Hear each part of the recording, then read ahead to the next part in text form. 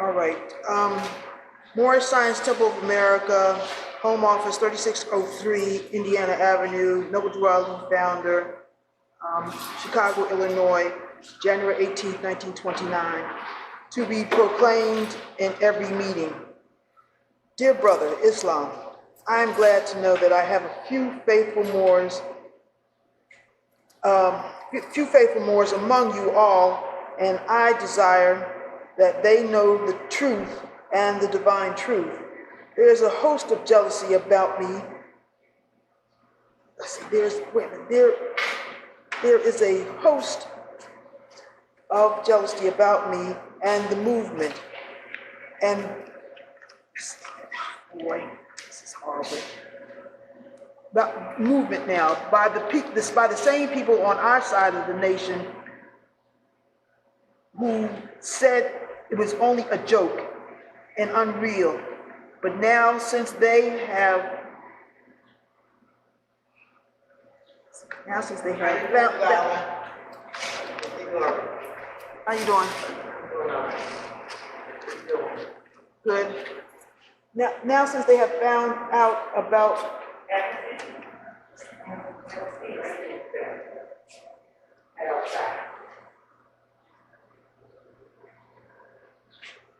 from the government officials and the nations of the earth. Yeah. Yeah, that's what I'm taking. Right here. Can you see it? I am glad to know that I have a few faithful Moors among you,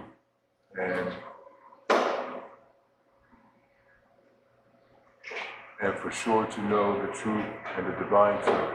There is the host of jealousy about me and the movement, now by the same people of our side of the nation that claim it was only a joke and unreal, but now, since they have found out from the government officials and the nations of earth that this is the only sole foundation that all Asiatics must depend upon for their earthly salvation as an American citizen.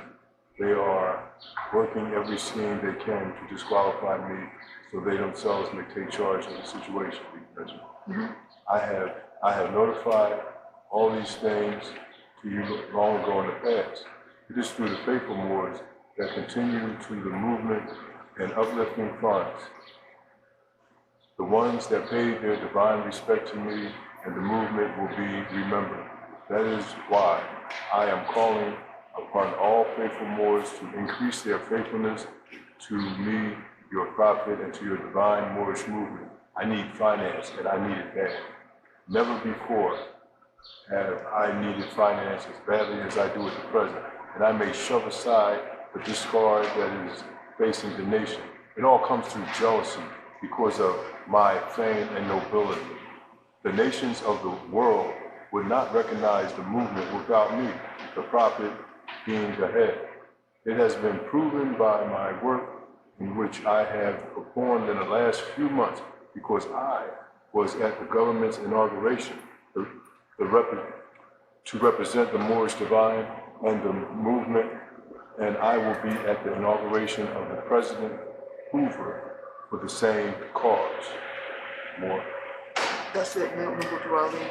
I didn't bring all the things that I thought I should have because I ran out, but I apologize. All right, so got some questions, Taj.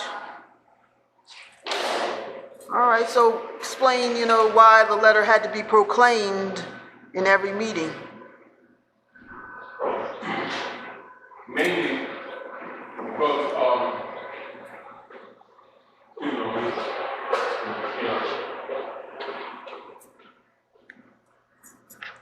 there was one time when the prophet was teaching, bringing people back to the constitutional form of government. Many people were logically upset when they began to recognize that they were being abused, which they recognized anyway, and to not lean towards their passions and anger would be untoward, or say things that would be untoward, and would create problems rather than approach things intellectually and peacefully and by law. And meetings not only include meetings that the Holy Temple assigned, but your general affairs in the community. That's the major reason. And because at different times, some confusion was going on, but during that time, the Europeans were still hanging our people publicly, even though they never stopped. You know, they were more public with it. And a lot of these acts, when they started finding out the truth about their nationality and birthright and real history, and then recognizing that they were being miseducated not just by the Europeans, but by their own, got angry. And that's keep the passions in check.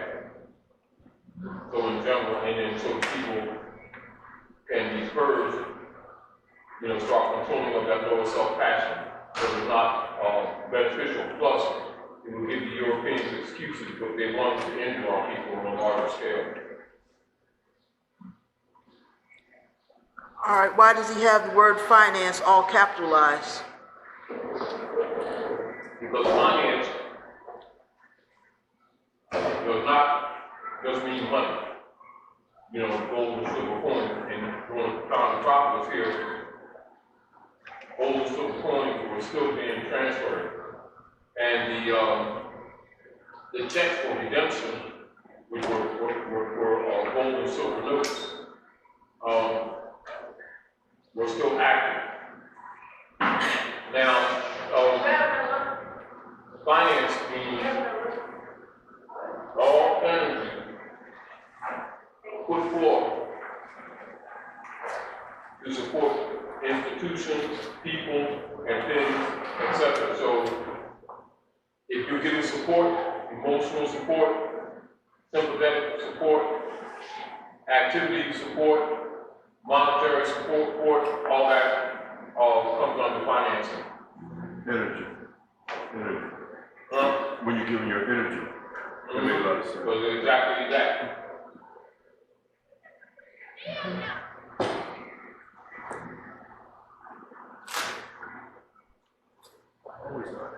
Yeah.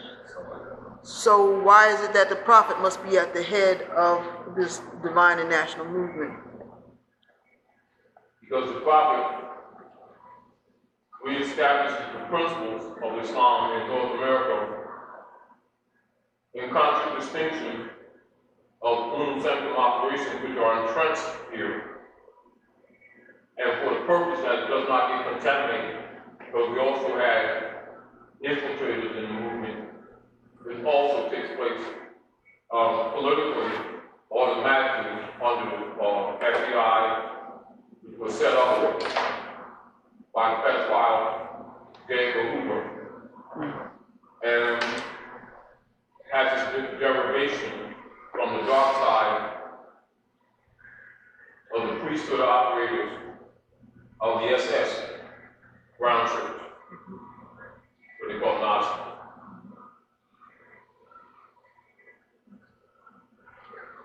What was going on in 1929, January 1929, what was going on at that point?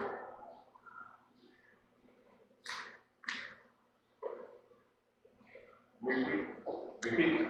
All right, it says the letter that to be proclaimed in every meeting is dated January 18th, 1929. Oh, because the prophet was also dealing with the problems of infiltration in the movement already. They were trying to take over the movement, trying to disqualify the prophet. And these were COINTELPRO operatives.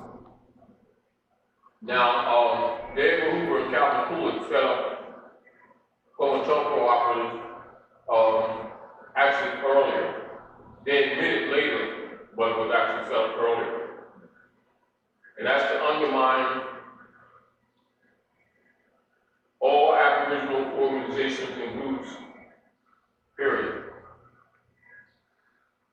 And because of the infiltration, the movement was being stagnated or somewhat destabilized.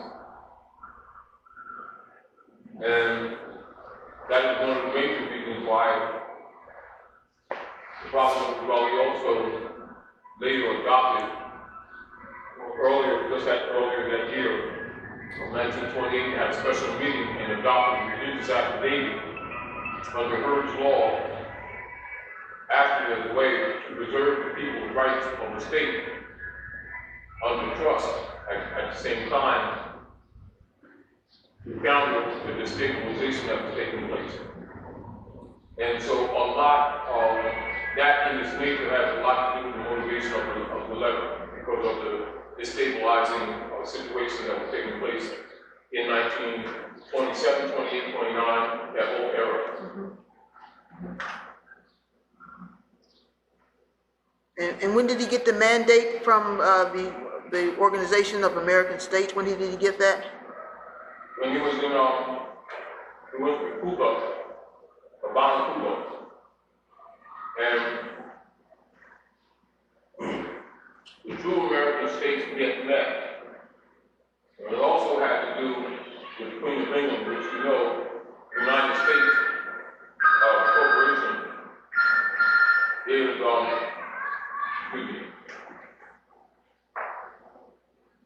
is a branch of the Jesuit order and run from Fleet Street, England.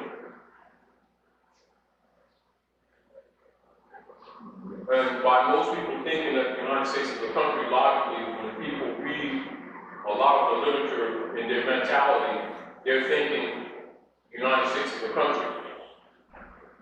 And in order to really understand a lot of things that Raleigh was telling people, it's important to know that the United States was a private corporation, actually set up in Vienna, originally set up in Vienna, but still as important. And also, corporate entity set up by Benjamin Franklin in France. And by its being under occupation and being trained for so many generations under European occupation, the people actually start thinking the United States is a country. This has much to do with the misconception that people have both of no Raleigh's dispensations, his organization is bringing us before. Now, people who are not aware of that are not qualified to really or to head the nation state because they're disqualified, because it's really a nation. The people who are still under the mystery system of the country is immediately disqualified. Most people coming into this movement had that state of mind, except for a handful. The handful that he taught, they were assigned to take this information to the four corners of the earth to all nations, logically close to us. And that whole area of information had to do a lot with what the sellout was, even to the point to this very day. You'll find a lot of Moorish Americans, even in the temples, are still not aware of the United States country. It's a corporation, not a country. And that has a lot to do with the sellout. Now, from the position of qualification, you have to have a real knowledge of both world history and also have standing in law. You know, now, so these things were already established by Raleigh, and people just coming in assuming that they're sympathetic is really not good enough. And a lot of people who are countering, who know this, mostly Masons, because Masons get this knowledge that they take oaths of death, not to reveal the secret. That's what they call the way of Masonic secret. They wear the Moorish feathers, but they all pretend they don't know who the Moors are. Right. You know, this goes for Europeans and Asians. You know, and that area of information that I'm talking about right now is again what got Malcolm killed too. When he found out and he wouldn't sell out, you know, he would still believe it if he sold out like a lot of the others did. And a lot of people who really don't know the history have a miscalculation of view of what they think Malcolm happened to Malcolm when they look at the movies. That's their view. However, interesting cover. It really is. Malcolm found out that all the leaders in the Temple of Islam, the purple Temple of Islam, that was a break-off from the Moorish movement after the infiltration of the FBI and the CIA. And it became first the Temple of Allah, then it became the Temple of Islam, then it became Muhammad's Mosque, then it became Nation of Islam. Man. Oh, we're talking about being devoted. You know, people know the history. Can you dummy us down a little bit more? Those from Paul's order. So say it again. Say it again, because he wants to get the order, how it was. The way you said it. Temple of Islam first. Now, there's background. Most of the major so-called black organizations came into being between 1930 and 1934. One of the direct break-offs from the Moorish movement was the Temple of Allah, which became the Temple of Islam. The Temple of Allah, the Temple of Islam, etc. No, I don't. Muhammad's Mosque, I was just gonna, there was some and text then messages Nation of like, Islam. are you okay? So I was just gonna reply, I guess reply back and say that Of course, the I thought it was replacement of only Muhammad's to Mosque. decide or it's. But all of this is a break-off from the Moorish movement. This, you can also find it in congressional records and in the history of American religions. You can find some of the backdrop in that information, which is generally not made public. Okay, I'm just gonna text back and put down the phone, leaving it in the office or whatever. Just so. Of course, as I said before, people who really know the history have another view on the murder of Malcolm, as opposed to what is shown us in the movies. You know, because he wouldn't sell out. You know, and people around him, you know, many of the ministers, including Elijah Bay, who was known as Elijah Muhammad, he was Elijah Bay, he got that sound on too. You know, so a lot of things that are assumed in our community are based on lack of information and also certain information being held back. But when it all boils down, you know, if our people really knew the history, you know, they would, and I'm not saying this because, you know, for any bias, I'm just talking on fact. If people really knew the history, you, this place, anybody that talk about North Raleigh, the people would be there to act, to learn, and regardless of what their opinion is, with respect. Right. Everything that you've done is sacrifice for us. Our people have no idea the sacrifices that were made on our behalf. You know, I mean, and I can understand because they lack information. And so many people look at North Raleigh as a religious figure, which is an improper perspective. It absolutely is. He's actually a social reformer and a redeemer of nations. Specifically with us. But our people being under European occupation, so many generations don't know they're under occupation. They think they have a color problem because somebody told them that. And they think that they're suffering racism because they don't know how to read. Race is the human species. You know, so most of our concepts about everything that we've been dealing with for generations is incorrect. And then we pass it to the next generation, they have less reference to it. And therefore, by default, they don't take certain things as serious. You know, because they don't have a reference point to look to compare it. They don't have a history, you know, and so therefore they're groomed into the reconstructed history, and that's their reference point. So when you're talking to these children now, even, you know, the last few generations, when you're talking about estate, trust, land, they have no concept whatsoever what you're talking about. And intellectually, they understand the words, but there is no connected relationship in their hearts or minds to their benefit. You know, it's just some interesting conversation for the most part. And it's unfortunate, but this has had much of where we have work to do to fix this stuff. And of course, while we're here even today, and came last week, and trusting, to answer some of these questions for the people, that they would have a better concept of the workings of the Moorish national movement, a more realistic concept, so that they could, and also be more willing to be more moral and ethical in their approach to this information on the spiritual side without being argued, because they would recognize their obligations. However, what I studied and looked at the people, I think because the people have no real connection to the land, they don't really feel a spiritual connection, so they don't recognize the spiritual value.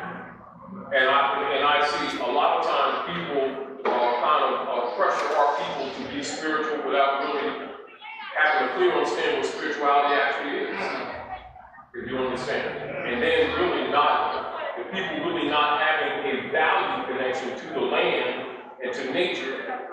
When you talk about them being spiritual, you're just talking to the wind. They can't relate. They hear these words. It's not that they don't hear. They throw these words around the same way they throw love around. It's a misused word. It doesn't, for the most part, really doesn't live in our community. It's been snuffed out quite a few generations ago. Truthfully. Yeah. When we throw these words around and feel safe doing them, and I say that that's dangerous. Yeah.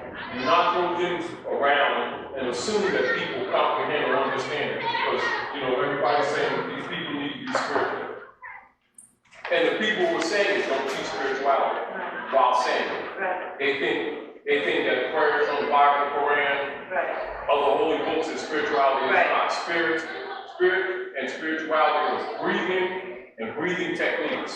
In a word, in philosophy, it is strictly attached to yoga systems, and preparing the body or the mental and yourselves to receive knowledge and gnosis. That's the religion. When you get into the cosmology, astrology, studies of the workings of nature, that's religion. And the maxims of law, philosophies of hermetic law, etc.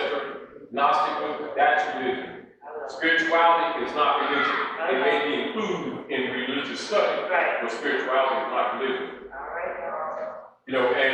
And one of the problems that we have is people who have been promoting different organizations in the name of spirituality or in the name of religion have been deliberately omitting that truth for control purposes, purposely for control purposes, having mostly to do with monetary gain or stealing the widow's penny, collecting finance. It has more to do with promoting the organization, not really redeeming the people. Do you understand what I'm saying? And this has become the culture, and it has gone unchallenged. It has gone unchallenged, and it has gone supported. It has been supported in the name of spirituality when the results have been continued failure, continued broken families, continued abuses of the people, and then the people being put on the guilt trip of saying that what they're doing is spiritual, when the truth of the matter, all they get is failure, broken families, broken relationships, gentrified communities, etc. And then logically, the youth see this stuff and they don't trust anything that we present to them. They love us, but they already know that we're here. And I think a lot of it is our people not admitting their fears. Their fears and their insecurities. Because the real deal, our people have been traditionally making claims of loving Jesus, God, Allah, Moses, Muhammad. They fear no God, blah, blah, blah. They make those statements, but the real deal, the evidence shows they fear the European. And all of their lives are guided. All of their lives are guided, whether he licenses them or permits them or not, or whether he's pleased with them or not. And most of their guided conversations are guided along the line of guilt trip. And their leaders promote that mentality and call it spirituality, and aren't challenged. So, One of the other things why a lot of people get upset with active conscious movements is because we talk 180 degrees to that. Right.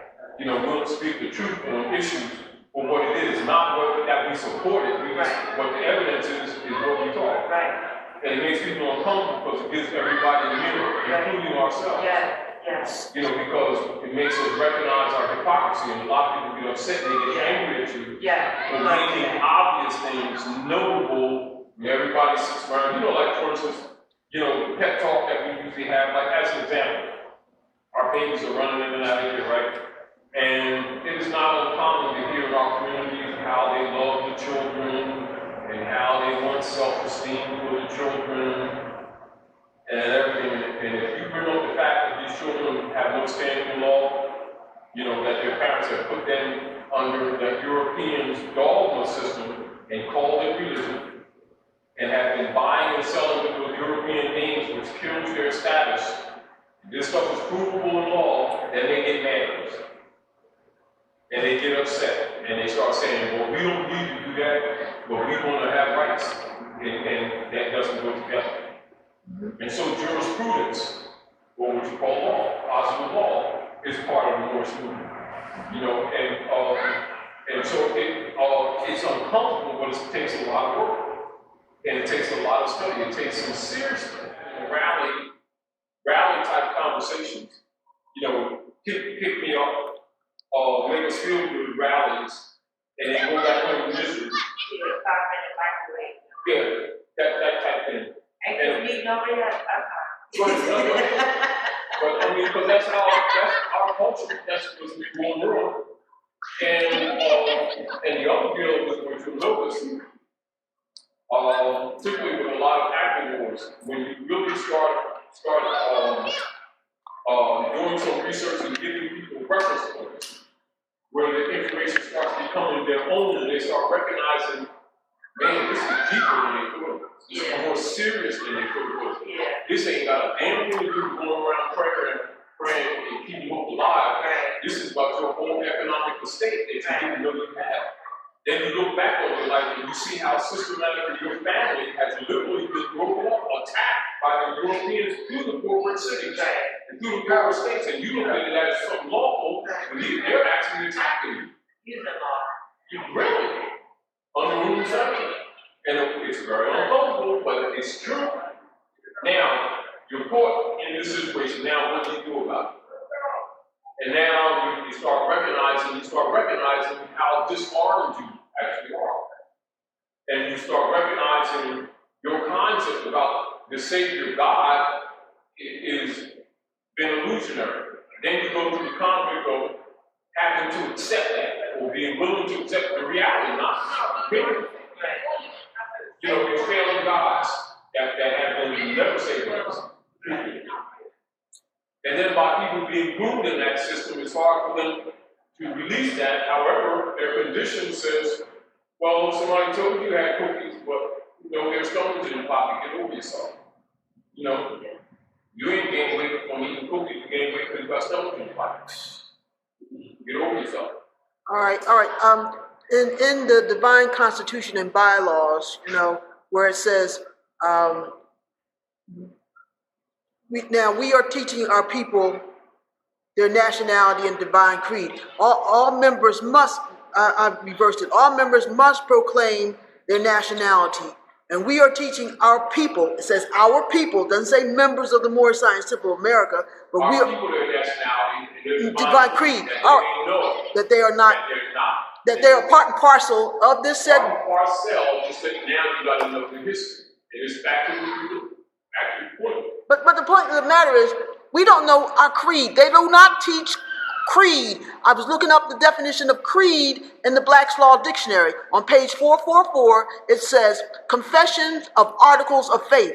Do we know, as Mohammedans, as Moors, as Moorish Americans, do we know our articles of faith? We can't even confess nothing because we don't know our articles of faith. And this is what it is. Once you start, now, I want to add to what you said. And look at this. And here this is. Don't you always say, hey, it's not been told. If I told you everything, you go back and sleep. and this is very uncomfortable with a lot of Moors. Once you start going into the history, you'll start seeing that all of our concepts that we generally hold in the name of Islam today, most of them are false. They're actually neutered versions of Christianity. Now, when you get into the real articles of faith, then you get into what you call the maxims of divine law.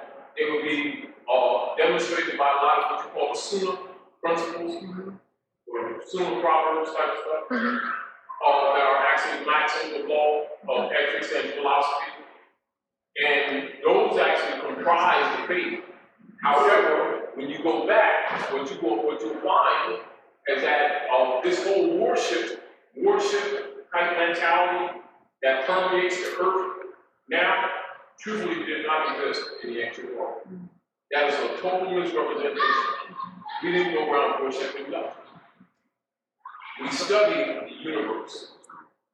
And the European would say that we worship the sun and worship this and worship this article and worship the crescent and the star and worship the cross. It was bullshit. Those are tools.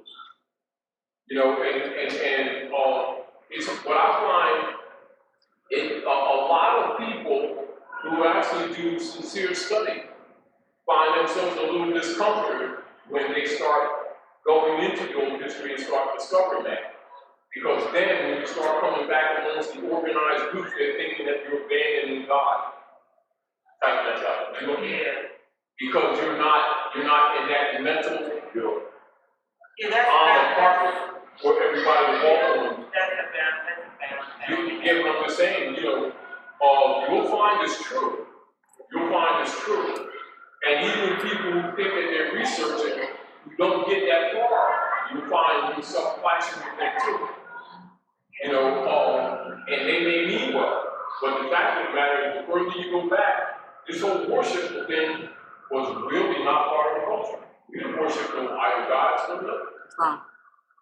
Now you have different cultures where, like, say for instance, when you go into the ancient world, a lot of things that they'll take now are gods. They were medicines. Not in that way you look. Meaning like you have different names that were given personality names. They may be talking about certain phosphates, Right. certain salts and certain herbs, and then forces in nature. Right, because how else would It was called anthropomorphic. Where forces and powers were given names, and then as in the corrupt world, it becomes angels. Yeah. And the personalities were taken serious when they're actually forces and powers. Like uranium. You understand what I'm saying to you?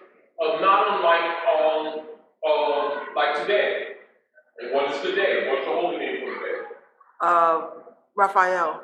So Raphael is what? Mercury. Mercury is what? Deity.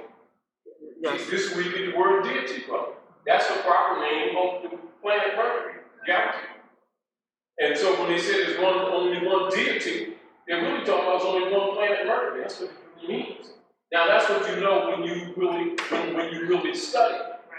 But when you get into the anthropomorphic worshipful mentality that was ruled by the priesthood for control purposes, they're looking at deity being the God, symbol to worship, competing with other gods out there. Right. And that's really a juvenile position, but it's never examined. You understand what I'm saying? And people are afraid to examine it because it immediately falls apart once you examine it. Right. So rather than recognize that it has no foundation, they won't look at it. It's sort of like, what it is? It's sort of like somebody coming in the door here and they're scared to pass these chairs. They come in just enough to say that they're in the building. And that's pretty much what a lot of people do in the name of doing research or going back to the state of mind of their ancient fathers and mothers. But they do it, but they won't release the God mentality systems that they've adopted in these last centuries that really didn't exist in the ancient world the way they said it did. Like, if you notice, like, almost everything, every object that's found in Asia, Africa, America, of the old world, they'll immediately assign it as some kind of religious symbol. If it's a head, if it's a tool, if it's a symbol, if it's a graduate, then it's always worshipful, because that's promoting that mentality to present an idol god outside of yourself type mentality. But people don't recognize that that's a grooming for control purposes. It has nothing to do with divinity whatsoever. You know, like for instance, if you can ask the average person, doesn't matter what so-called, I qualify religion that they're claiming, you know, to name divine laws and really express divine law, they couldn't tell you anything. They'll start making stuff up about when they prayed. And you know, they was hungry and they found $1 and got a sandwich. And one for God, they would be starving type thing. You know what I mean? That's their type of testimony. And on different levels, but it's pretty juvenile. And it's typical in our community, but nobody challenges, you know, you're supposed to express that God gave you 5 sandwiches when you had nothing. Not that you're not ungrateful. Right, but given that But it's very juvenile. You know, and that's pretty much our people call that kind of stuff spirituality. Meanwhile, they're always taking care of this con artist that's standing behind the pulpit. You know what I mean? Who's always selling gods, and the gods are always broken. They're never not broken. You know, but you know, and this is the culture. All right. I have one other thing. On page 1013 in Black's Law Dictionary, Yes. it gives the definition of Quran. All right. Yes. So you know it says Quran.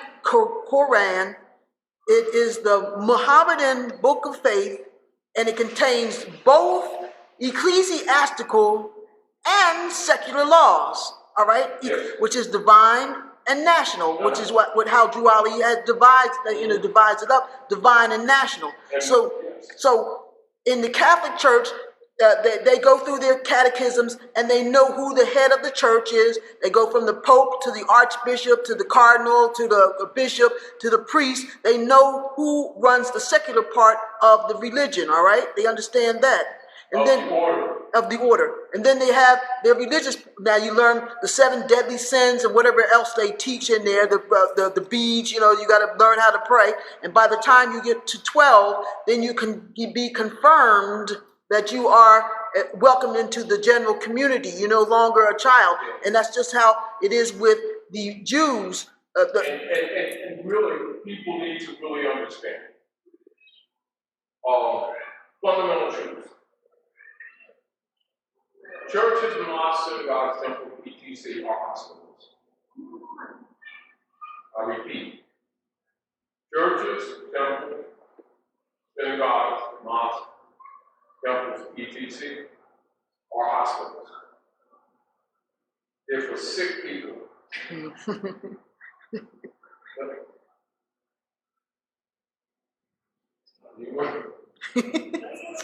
No, they are. You know, that are, and that's not a slur. You know, it's so, you know, let me come at you this way. What I just said is absolutely true. However, many people will be offended at that truth. Because they'll say, I'm not sick, I'm saved. You know, you're sick. That's why you're there. Because you don't know the damn rules. You don't know how to act. You don't sick. You know, and you need training to get you out of bad behavior and out of immoral or unethical behavior that basically divinely, I take you to do, divinely, you know from your mother's womb. Islam. Meaning that children come from their mother's womb knowing right from wrong. All this BS that you must go to some club to learn the rules of right and wrong is BS. It's a controlled business of humans. It's a controlled business of humans. And it's always costly to them. Now, you've given up all your wealth, but they telling you they gave you something. I don't work that way. You know, and these people always go into these buildings, they come out really light with it, that's because their pockets are light. You know, they think that's spirituality. And it's promoted that way. And you know and I know, honestly, that what I said is true, yet most people would take offense. At the same time, most people would always talk about how come nobody tells the truth. Or how come the one, you know, would take, you know, would go against the grain and tell the truth. When you do, then they get upset because they have to look at themselves.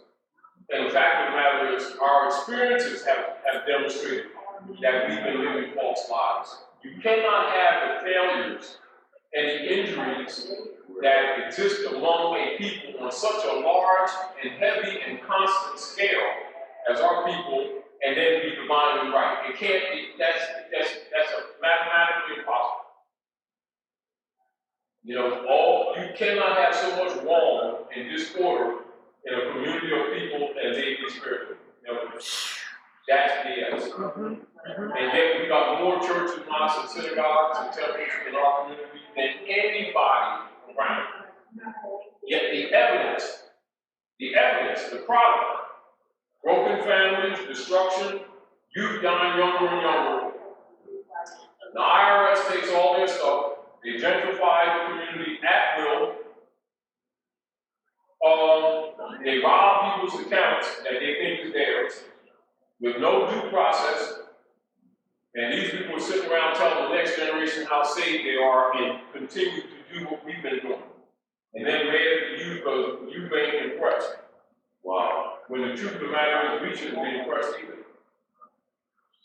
And of course, recognizing that we've been so out of order, a lot of people try to cover it up by doing more of the same so-called prayer stuff. Marching and praying, keeping over life type stuff. You know, guaranteed to failure. You know, however, what makes people uncomfortable is when you really go into history, you start finding that our concepts are all wrong. And the things that they've been telling us that we've been doing in the ancient world, worshiping and all this, is BS. It is absolute BS. As a matter of fact, when we start looking at the Asiatic African world, you know, the Moors, even our maybe fall, is when we start adopting those submit your hands to the sky type prayer type stuff while the Europeans taking our heads off and stealing our land. And that's the truth.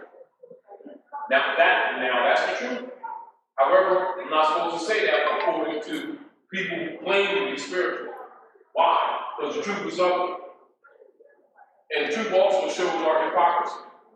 And the truth also shows that what we've been doing in the name of religion is irrational and not harmonic with nature at all. It isn't.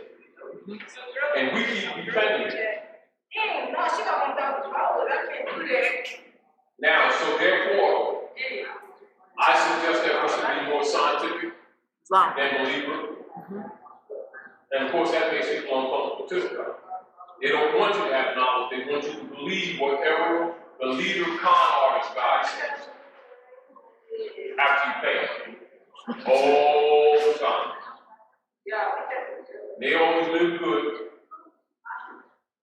You know, I always tell you, you know, the love of money is the root of all evil, and the first thing they ask you for, give up the coins. All right. Oh, take two. I can't stay. But it's the truth. These motherfuckers are still broke. And I've been going to church all my life. And it's true, they've been paying out, like, damn, ain't y'all rich yet? I've been going to church 50 years. I've been going to church 50 years. And I put some change in coins in their pants a couple times. They get mad, they hear jingle. Y'all ain't make it yet. That's just like a dope dealer, no more change. And don't put no big bill in there to change. They're watching. I can't stop sleep. I'm trying to I go to teach church. you. You make a tear. You don't want them to throw you out. What's the truth? Okay. And I you know, and then you donate, and what did you get back? You know, you're usually looking for a service or a product. What do you get back? You know? I thought I was gonna get them finally to say, all right, y'all gave enough now. We done made it to church. You've never seen so many legal roofs in your life. We made it now. We finally made it up with Jordan, y'all. Y'all done gave enough. Lord knows y'all done gave enough. Y'all gave. And they ain't said it yet. When they gonna say bye? How long they gonna be like that? Until the people stop, until the people wake up, stop getting them young money. It's bentos now. We take bentos. We don't take lunchboxes. In 2019, we take bentos. Out in Detroit, they were taking food stamps. For real?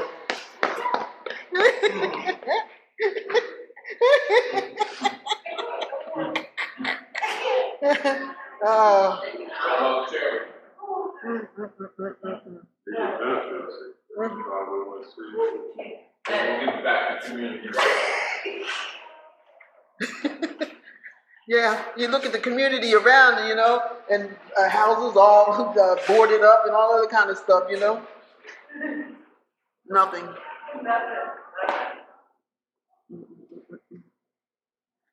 So, you know, Drew Ali says in chapter 48, he says, we're returning the church and Christianity back to the European nations. They don't want it back though. I just checked with the Puerto Ricans. They say they don't want it either.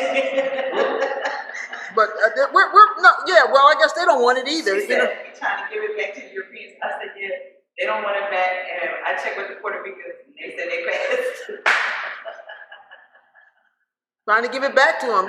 But it was devised by their forefathers for their earthly salvation, you know? Their earthly salvation. And then, again, when you look in Black's Law Dictionary on page 306, it talks about Christian, and then it says Christian does not include Mohammedans, pagans, Mohammedans, Jews, pagans, or infidels. So that's why he said, you know, we're giving it back to you. And then when you look up the word church in there, it says founded by Jesus Christ. Church was founded by Jesus Christ. Yeah, I mean, get out of here. You know, who you think you're fooling, you know? But there again, you got to read, to study, to show and prove, and by understanding what these concepts are. And we're not taught these concepts, even though it says although Drew Ali says, if the prophet is not right, then the temple is not right. But see, like, they're not teaching nationality or divine creed. They're not teaching either one, which is civics and religion. You know, they've only focused on the religious aspect of it, and then they don't even do necessarily a good job of that, because You have to understand that Jesus Christ is the founder of Christian religion. Jesus Christ is the Jesuit order, Islam. not a being. Islam. Yes. The one they called Jesus, Yahshua. Yes. Mm-hmm. Remember, the Pope took Roman to be shot often in history for control purposes. Right. There's no jack. Not that there was no day, there was no Jesus Christ.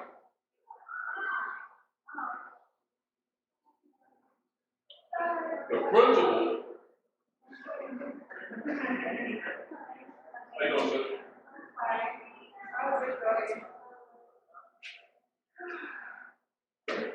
The principle that represents, here you are, sis. Excuse me.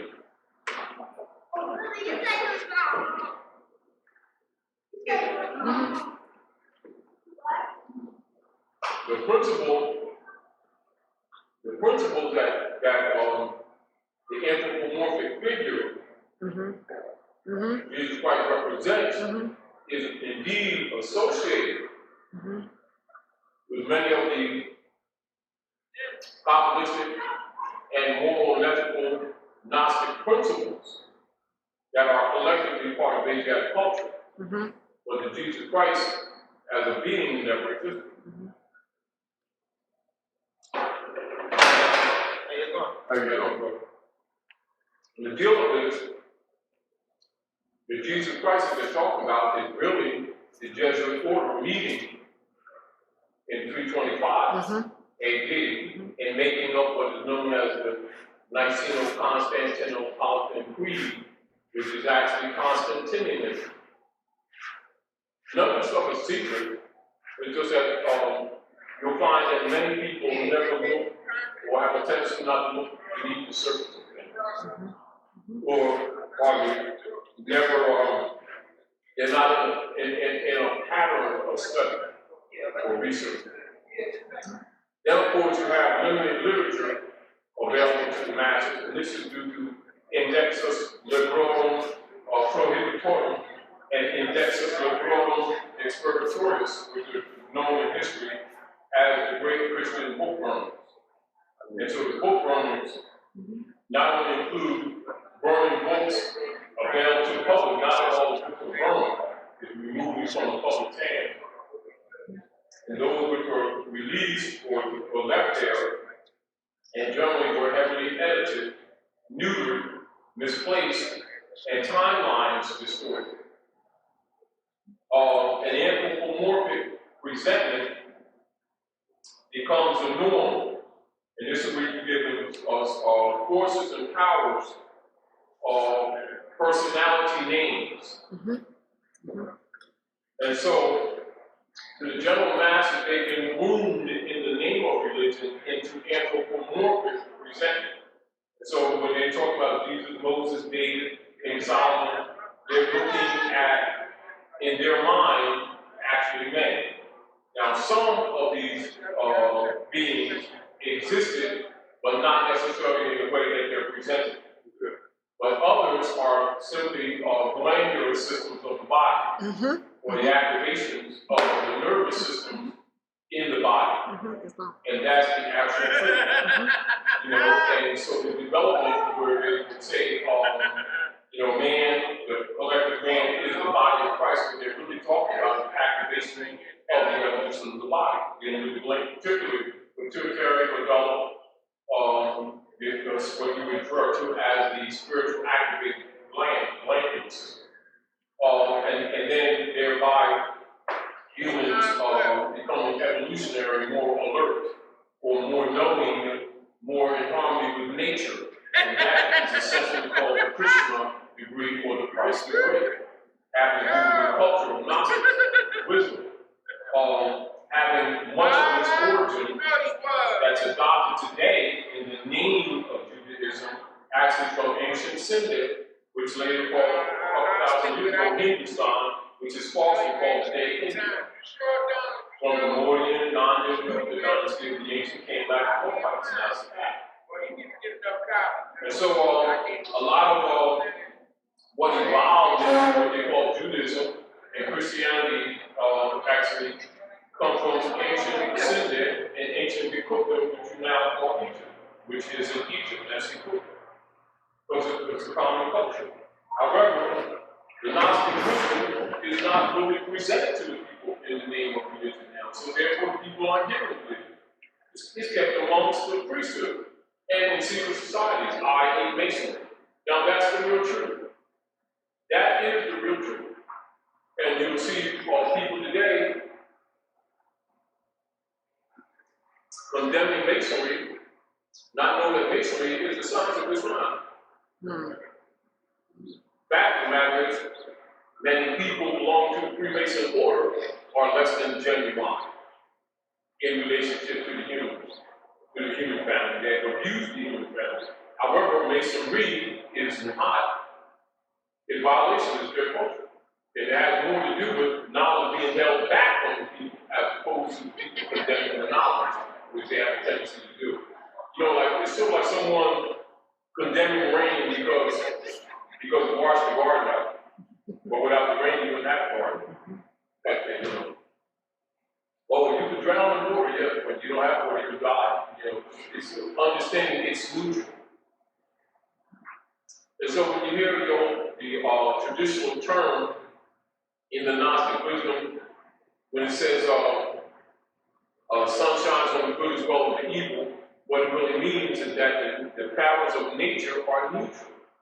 They don't recognize personal mistakes. You must learn the maxims of law and the maxims of how things work in nature, not a belief system. Beliefs are for children, imbeciles, and people who aren't prepared to handle reality. Knowledge is for men and women. And so the difficulty we have